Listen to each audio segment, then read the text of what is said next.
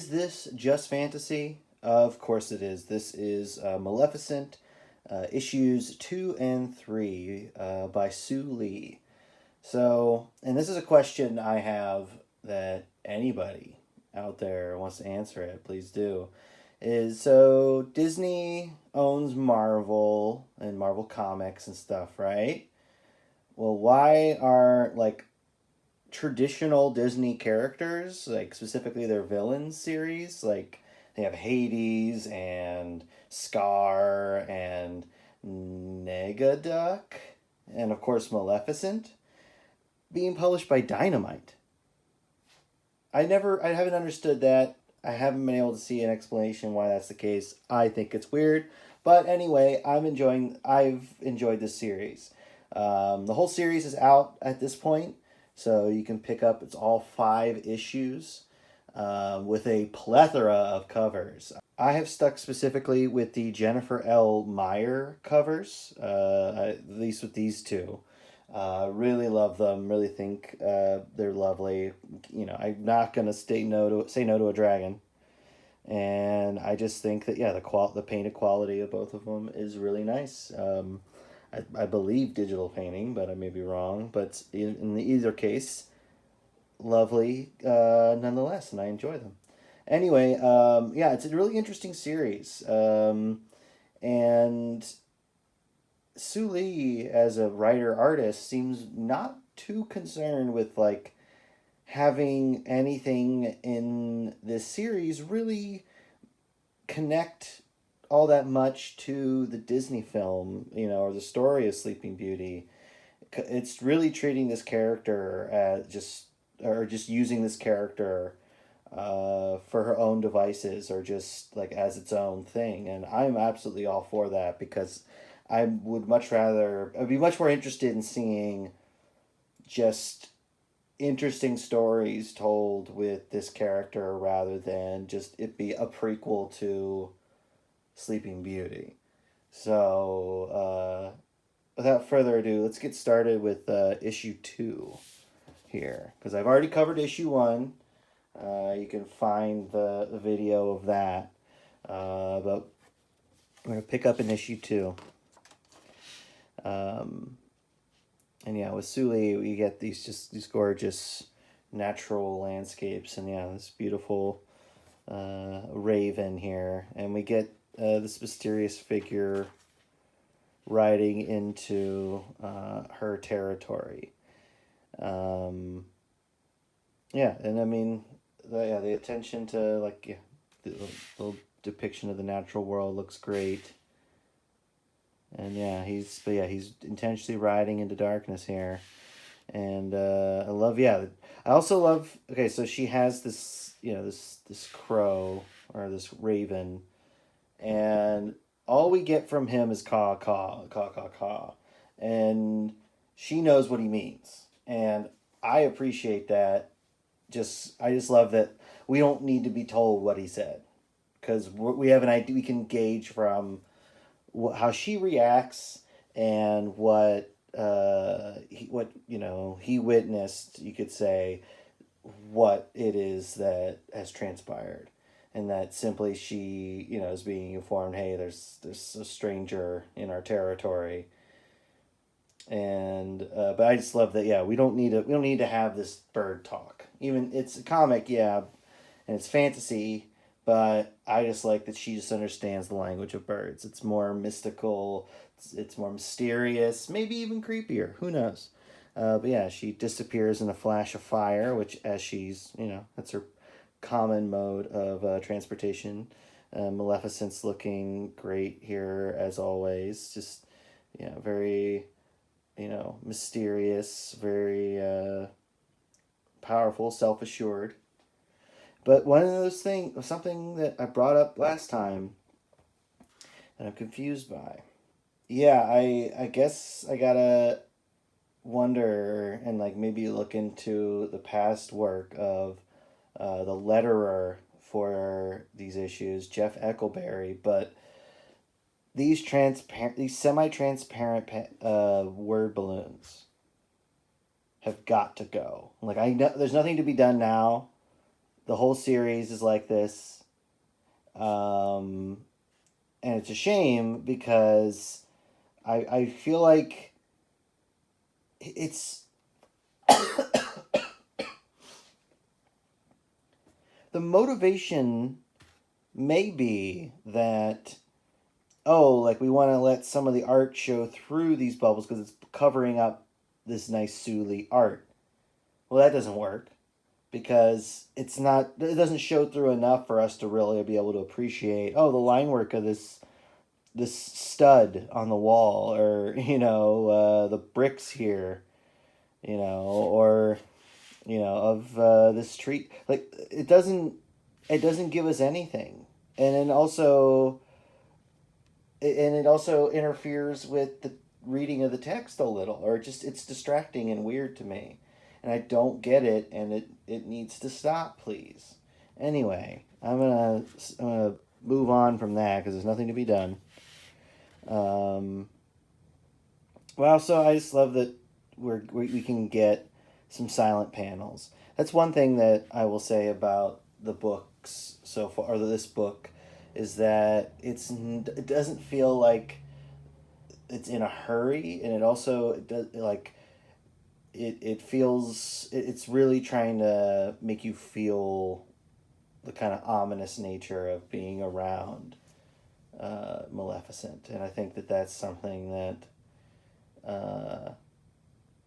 I don't know. I think it's something that carries out. I just love that he's also trying to be friendly to this evil raven, and then she, he flies away, and then she appears, and can cause these snakes to form and stuff. Like, also, this panel is super cool. I really love this. I also love that, like, the thorns, like the thorny vines are just like, it's part of her domain. And I love these super dark panels where it's just a hint of her silhouette in there, but yet that's enough so that we know who it is and what she's, and that this guy's in trouble. Yeah, and she's like kind of speaking to him in the guise of a snake. And he's getting out his sword. He thinks he's gonna do something. Like it's like a fun little tale, and then she kind of reveals herself. And what we learn here is that the young man in the first book, the first issue, who ran into Maleficent and then tried to steal her scepter, and then he turned, I guess I can reveal it now. He turned them into like this like raccoon cat looking thing. And this guy's basically like, I'm here to bring them home. Did you do anything to them? And she's like, listen, they suck. And I'm not obliged to help you, basically. And essentially, this guy's like, you're basically declaring war on our kingdom if you don't help us bring them back. And I just like how she's like, yeah, make me, basically. You have no say over what I do. An evil maniacal laugh. Here's what the kid or whatever was turned into.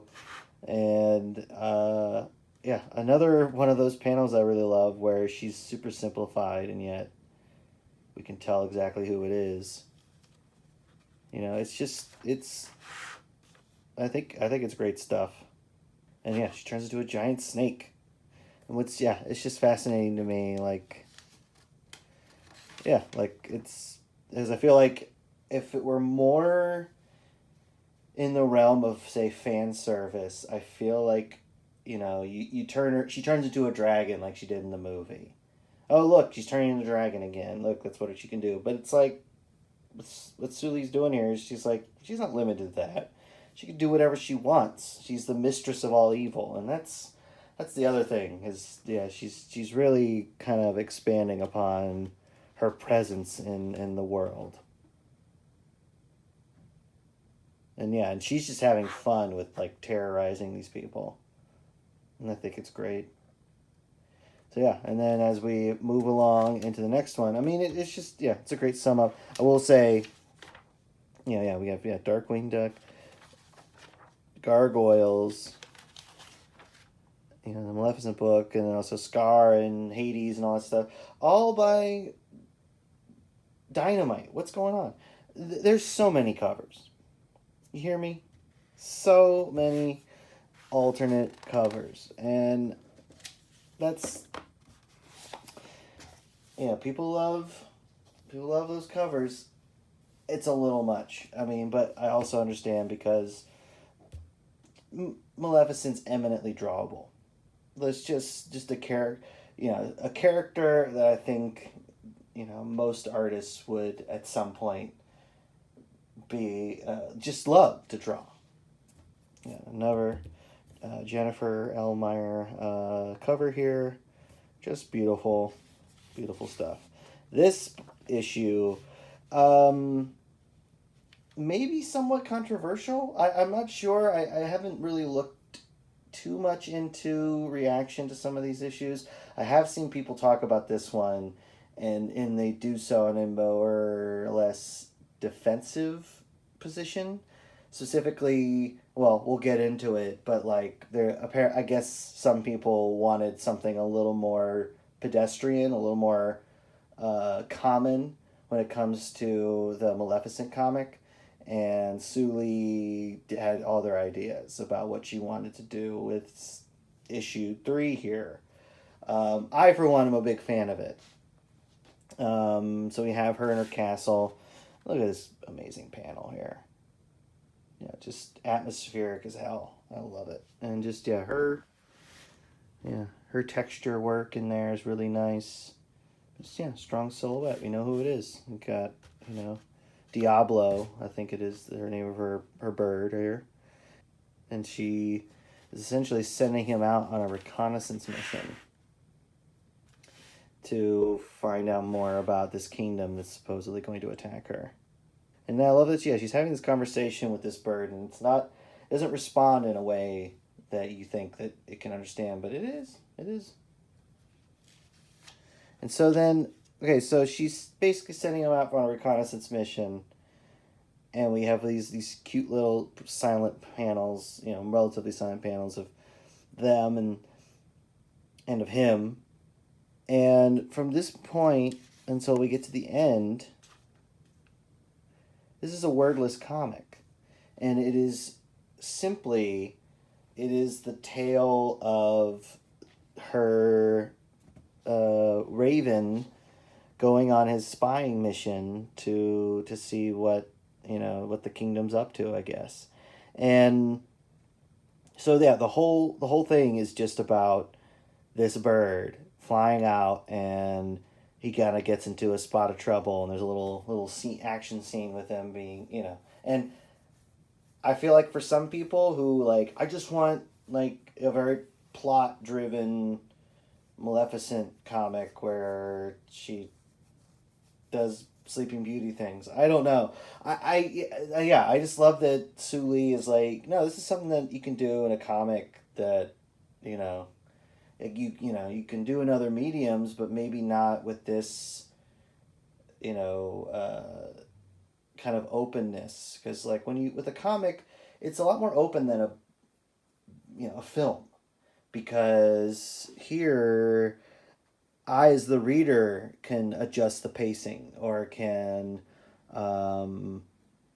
focus in on certain things. And what I love about this particular one is that like we have these really cool like atmospheric and interesting shots and angles of this bird, because that's what this is just depicting the journey. So it's like leaving the window, flying over the ruins, passing the ruins, leaving the castle behind, and then up in the air, flying through the dark of the forest, coming into the light, going through the tangles. Like, it's just, and yeah, I mean, I love depictions of the natural world, so this, this is just gorgeous art. But like, she basically is showing him like, fly over these, areas, like these areas with these animals, and this bird kind of comes across this cat, this it's like a bobcat or something like that. And what I love is, the bird and the bobcat are the hero and protagonist of this film, of this little comic here. And basically it's like the bird versus the cat. These great little close-ups. And yeah, just he seems like he has a little bit of a spiteful streak. He's kind of chasing these deer, but yeah, then this cat comes in through. And what I'm thinking, at least in my mind, because it's not said outright, but I think this is the human that she transformed into a cat in the first issue. And he recognizes Maleficent's bird, and he's going after it. And I think that's why he's so dedicated, and why there's a little more animus to their expression than just an animal, and why he keeps pursuing it.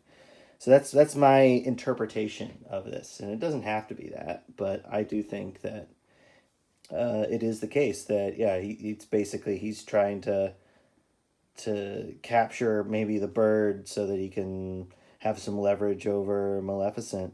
And here he's taking a breather in the tree, and he's coming in to swoop in on him. I mean, and then we have this great little exchange between the two of them, and I really love this, and it's like, it reminds me a little of Ricardo Delgado's Age of Reptiles series, where he depicts the lives of ancient creatures, dinosaurs and such, but completely wordlessly. So he's able to have these kind of like these dramatic exchanges and such, but with no dialogue or captions or anything like that. And I don't know, that just is interesting to me. And so yeah, I just love that she's just, all right, I'm gonna take the third issue and make it just like a Trials of Life episode, where it's just this cat trying to eat this bird. And I love, this chase, this pursuit. And I love that he's like hiding, and that he even like calls out to get his attention, and it's like chiding him in a way where like he's in trouble. And I love that it gets to this point where the bird's luring him across this log, and he chases him. He's going to capture him, and this cat just plummets into the pit of spines, and yeah, it's just kind of left on his own. And it seems like he accomplished, he didn't accomplish a whole lot, but maybe it was just a matter of bedeviling that poor kid that was transformed into a cat. And I love that they both delight in causing mischief, and that's just, I don't know, that's interesting to me. It creates a better connection between these two characters.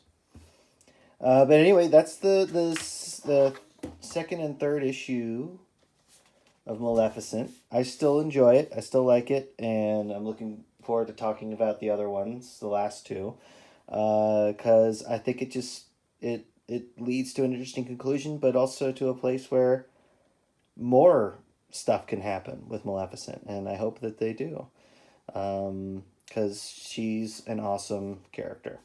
And if you want more fantasy stuff, and you want to help support me as a creator, then look no further than my book Side Questers.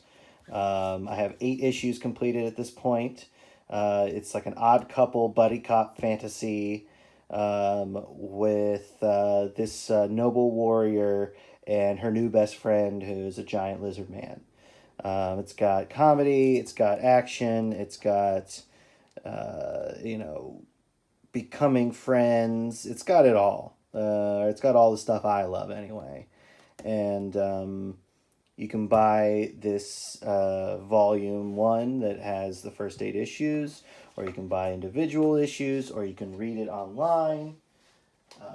I also have a book of kind of horror slash witch stories called Haxan. It's an anthology. You can read, buy these in anthologies, or you can read it online. I have links in my descriptions for that. And then if you like superhero comics, I have superhero comics. I have 3-Panel Origin, which is a weekly webcomic I do. This is a print edition of the first 3 years. It's basically like the Tick, you know, people with awkward, weird superpowers. And then I have 3PO Comics, which is just like stories with some of the characters that I've created over the years. And yeah, all these are available for purchase. And if you are interested, please support me. And if you like Maleficent, the character, or if you've read any of the comics, I'd say pick these up.